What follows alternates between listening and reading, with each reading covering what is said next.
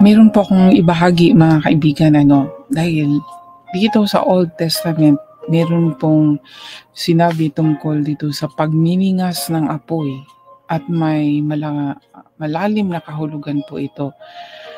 At ito po ang gusto kong ibahagi din. At nag-research po ako para malaman po natin mga kaibigan kung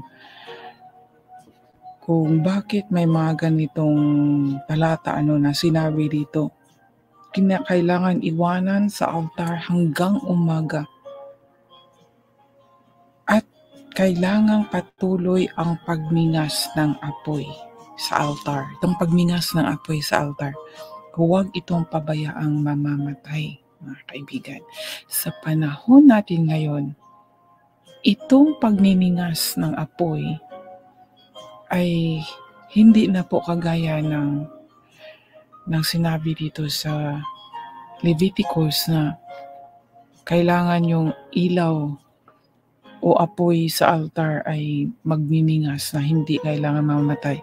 Ito po sa ating buhay ngayon ay ganun po. Ito po ay